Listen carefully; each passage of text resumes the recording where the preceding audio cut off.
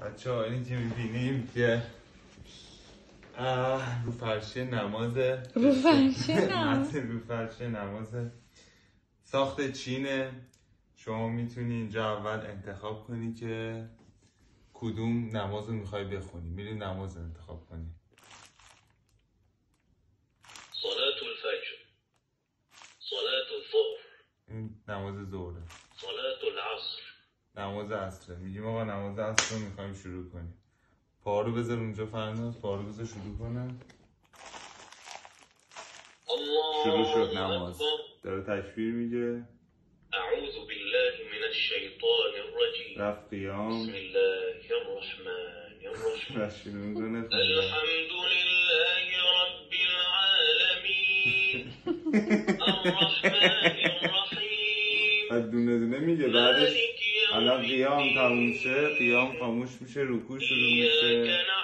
و دونه دونه میتونید سوره ها رو انتخاب کنید. سوره 1 109 110 سوره ها رو میتونید انتخاب کنید کدوم سوره رو میخوای. این اذان میگه برات، تشهد میگه، این صلوات میفرسته، این قنوته، این چه دعا برای اذانه. رفت سوره دوم. بذار رکوع هم بره ببینم من چقدر زمان. این سوره فکر کنم قابل انتخاب، میتونی حتمی آنها انتخاب کنی.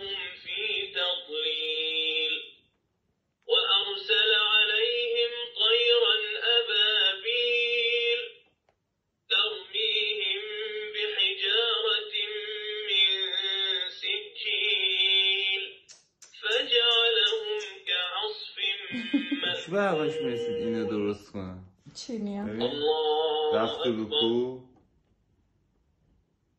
سبحان ربی العظیم، سبحان ربی العظیم، سبحان ربی العظیم، سمع الله لمن حمده، ربنا لك الحمد، الله اکبر. میره رو سجود، سجودشو میخونه. چی نخونده؟ احتمالا سجود رو بریه باشه که خودت میخونی. نه این فکرم براساس آها سجده نکردی. بسه